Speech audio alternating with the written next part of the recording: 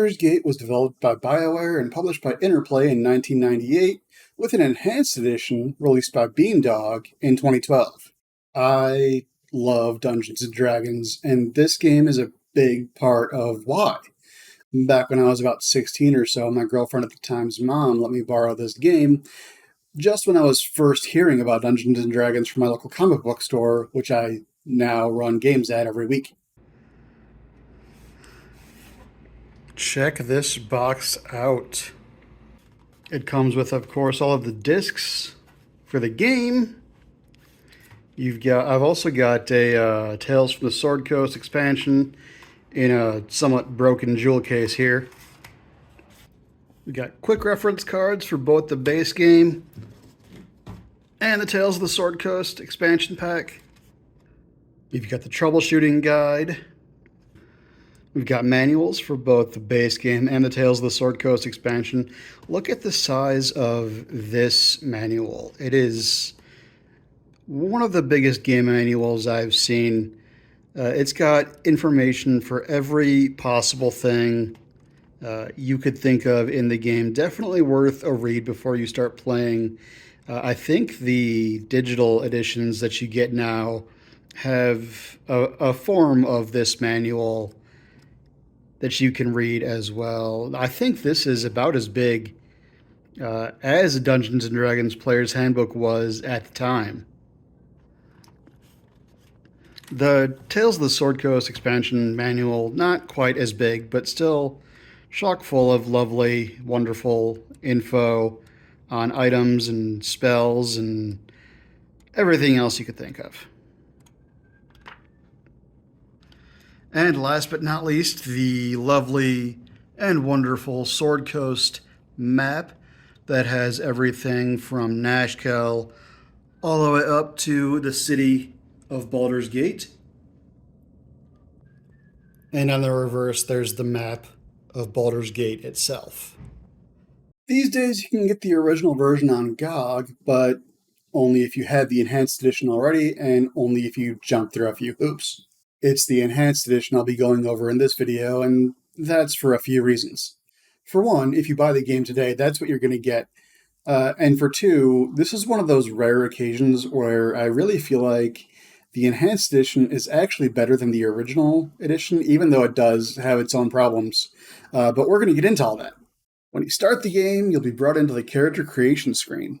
Pick male or female, pick your character portrait, and then you can go on to choose your race, class, optional class kit, which is kind of like the primitive version of a subclass if you're familiar with 5th edition rules. Roll your ability scores, pick your weapon proficiencies, more cosmetic stuff, and finally, give yourself a name. From here, you get some lore. Nestled atop the cliffs that rise from the Sword Coast, the citadel of Candlekeep houses the finest and most comprehensive collection of writings on the face of Farron. It is an imposing fortress kept in strict isolation from the intrigues that occasionally plague the rest of the Forgotten Realms. It is secluded, highly regimented, and it is home. Within these hallowed halls of knowledge, your story begins. You have spent most of your 20 years of life within this keep's austere walls, under the tutelage of the sage Gorion. Acting as your father, he has raised you on 1,000 tales of heroes and monsters, lovers and infidels, battles and tragedies. However, one story was always left untold, that of your true heritage. You have been told that you are an orphan, but your past is largely unknown. Lately, Gorion has been growing distant from you, as if some grave matter weighs heavily on his heart. You have asked about his concerns as gently as possible, but your queries have been in vain. Your sole comfort is the knowledge that he is a wise man, and you know he will tell you when the time is right. Nonetheless, his silence is troubling, and you cannot help but feel that something is terribly wrong.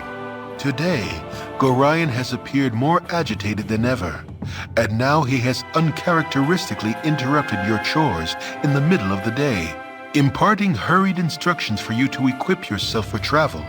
He has handed you what gold he can spare, but given no clue as to why. Nevertheless, You now stand before the Candlekeep Inn, ready to purchase what you need for an unplanned and unexpected journey. You start outside the Candlekeep Inn, and from here you can either go right on in and buy what you can with the money you have, and then head towards Gorion right away, or you can do a little exploring, running errands for your friends, learning the basics of combat, and earning a little more money while you're at it. If you pay attention and talk to everyone, you can learn some of the goings-on in the world, and the first threads of the main plot start to unravel. Once you've done everything you care to do, talk to Gorion outside the main library to leave Candlekeep and start the game proper.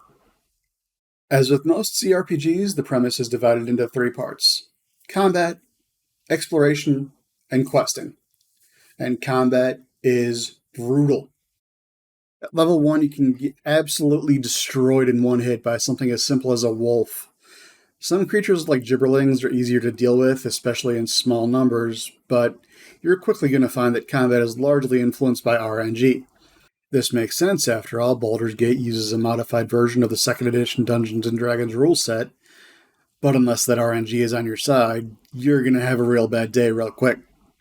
And this can make combat take way longer than it should as well, with characters just standing there swinging their weapons at each other until the RNG comes up as a hit.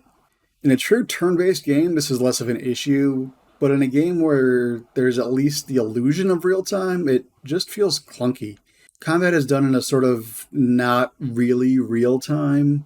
It looks like it's real-time, but each character or creature takes their respective turns in combat. You can also pause the game at any time to issue commands to your party members, or you can set an AI script and just let them do their thing. Not only does it feel clunky, but it also makes things way more difficult than they need to be, and I really feel like it was just a product of its time. So at level 1, you're better off just sticking to the roads to get to where you're going, really only engaging in combat when you can't avoid it. You can always revisit any area of the map you've already been to before to explore more later on once you've leveled up a bit. And it's hard to say exactly when that's going to be, because all XP is split between all members of the party. Different classes have different XP requirements to level up, and if a character dies, they won't get any XP for anything until you resurrect them. So it's really easy for a character to fall behind. And if your main character dies, there's no hope of resurrection. You just have to reload your last save. There's a lore reason for why, so I kind of get it, but I still don't like it. Speaking of party members, you can have up to 5 companions at any time for a total party size of 6, with a great many to choose from as you progress through the game, all with their own backstories and desires. Some companions don't get along very well with others and can sometimes start fighting amongst themselves, so keep that in mind when deciding who you want traveling with you. Anyway, once you've leveled up a bit, you can start going off the beaten path a little bit more. Some areas won't open up until you've progressed enough through the main quest or through an NPC's companion quest, but if you explore enough, you'll find yourself in a variety of different environments, some of which have their own lore to them. From the Candlekeep Library to the wilderness and a few towns in between, to iron mines, ancient tombs, a ruined lighthouse, and the major city of Baldur's Gate itself, where there are so many things to do and see. It definitely keeps things interesting. The flip side of this is that some of the side areas just feel empty. More often than not, you'll find yourself walking around an entire side area of the map only to find a handful of throwaway enemies to kill, plain loot that's completely irrelevant to you, and not much more. It can be kind of a slog. And speaking of loot, let's talk about this inventory system. Each character has a certain carrying capacity defined by their strength score, but each character also has a limited number of inventory slots. So if those slots are filled with jewelry and gems or whatever else, and you aren't even anywhere close to your carrying capacity, you still can't carry anything else. You do get gem bags and scroll cases and similar things later on that help ease the burden, but it can still be a big problem. I think either inventory slots or carrying capacity is sufficient, one or the other, but doing both is really overkill, and I kind of hate it. When you do find a side quest, they're not bad. They aren't always the most engaging side quests in the world, but there are some genuinely good ones, like finding and deciding what to do with the captain of the Nashkel Guard who killed his family but wasn't in his right mind, rescuing a nymph from a wizard's tower, or helping an apprentice wizard who accidentally polymorphed himself into a chicken. A good chunk of your potential companions will have quests for you to go on as well, and those can be really fun, like breaking into a Null stronghold to rescue someone from their prison, finding out what happened to a missing caravan company, and some companion quests have you do things you'd be doing on your main quest anyway, like investigating the iron shortage in the nearby mines. Some companion quests are timed, and if you take too long to do them, the NPC will either simply leave your party, or in extreme cases, try to kill you. So it's best to do them as early as you can. Most of the original game's companions are fairly well written and interesting characters, even if the character itself is not so good. Looking at you, Czar. Seriously, who makes a level 1 wizard that uses a dagger? Just don't do that. You'll die. Don't do that. With the Enhanced Edition's added companions, not so much. Some are okay. I've never taken Dorn with me because I generally don't do evil playthroughs. I like her solid for the most part. Nira is incredibly whiny and annoying, and I hate her, but I do like her companion quest. The main storyline is one of the best I've seen from any game, especially of its time. It involves an iron shortage in the region, rising tensions between the Sword Coast and the neighboring nation of Am, and an ever-growing list of assassins who all want you dead. I won't say any more about it because I don't want to spoil anything in case somebody hasn't played it, but suffice to say it's really well written and really well executed. I think it's the main reason why this game is held in such high regard as a classic, even to this day. And then there's the Black Pits, an edition that comes with the Enhanced Edition. The Black Pits is a combat-focused side story entirely separate from your main game, featuring one of the main game's potential companions. You and a group of adventurers have been kidnapped and brought to the Underdark, forced to fight in the Black Pits, a combat arena. After every encounter, you'll level up, fight more challenging enemies, and so on.